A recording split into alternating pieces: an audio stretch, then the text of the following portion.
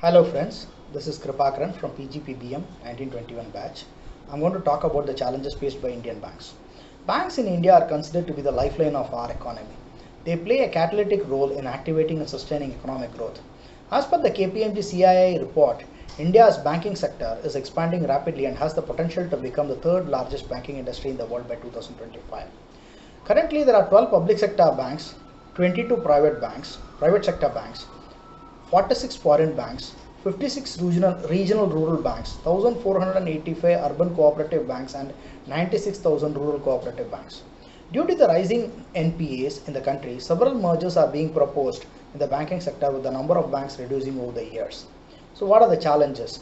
Over the years, the need for credit in MSMEs is increasing.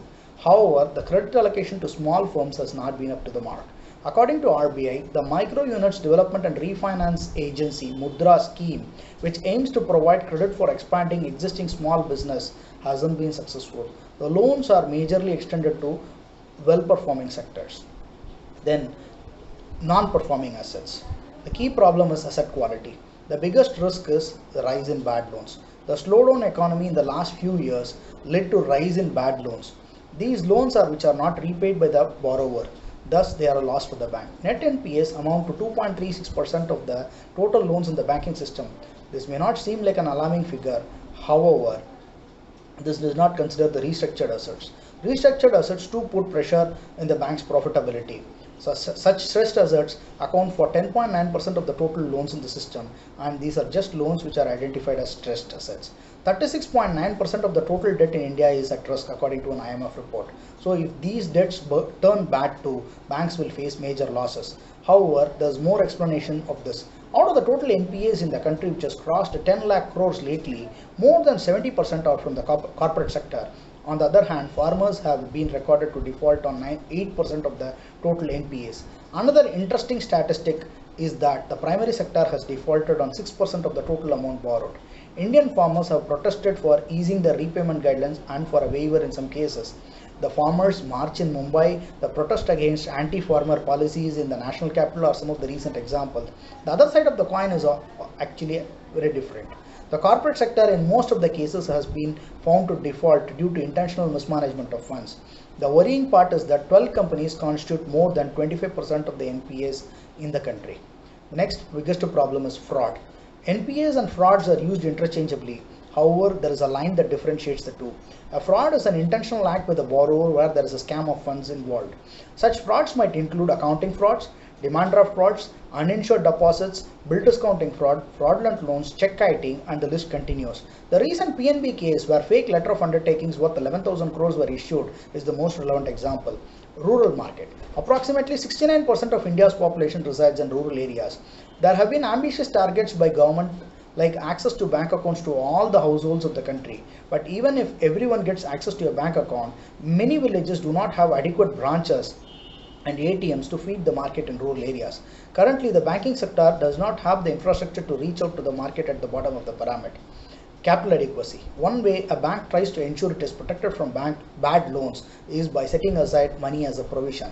The capital adequacy ratio measures how much capital a bank has. When this falls, the bank has to borrow money or use depositors' money to lend. This money, however, is riskier and costlier than banks' own capital. So a fall in CAR is worrisome. Balance sheet management. In the past few years, many banks have tried to delay setting aside money as provisions. One reason for that is that a bank's management wants to post a higher net profits and cheer investors. Deferring provision is harmful in the long term. Investors would be happier if the management addresses and sorts out problem rather than posting high net profits that cannot be sustained in the long term. After the high problem, After the problem of high volumes of NPAs that have eroded banks' capital base, government constituted a standing committee. It submitted its report on the banking sector in India, issues, challenges, and the way forward on August 31st, 2018. Key observations and recommendations include NPAs of public sector banks. The problem of high loan write-offs and NPAs combined with low asset growth is more severe for public sector banks than private banks. However, once most of the larger NPAs get resolved as per the insolvency and bankruptcy code or other mechanism, the situation will become better for public sector banks. It is recommended that the formulation of law to set up a public credit registry which will help in preempting frauds by structured sharing of credit information and follow-up action among banks. Lowering of capital to risk-weight assets ratio. The committee noted that RBI's requirement of a minimum CRAR of 9% to prevent banks from becoming highly leveraged is 1% higher than the Basel III norms for internationally active banks. As per RBI, public sector banks are emphasized to maintain 12%. The committee observed that such high CRAR requirement is impracticable for these banks, and a relaxation would release capital of approximately 5.34 lakh crores and grow loans and generate an additional rupees 50,000 crore of income annually and avoid the need for capital infusion in these banks. Prompt corrective action. It is observed that 11 public sector banks have been placed under PCA framework by the RBI based on the factors such as capital inadequacy and high NPAs. RBI should provide a roadmap to these banks to enable them to come out of PCA and resume normal operations.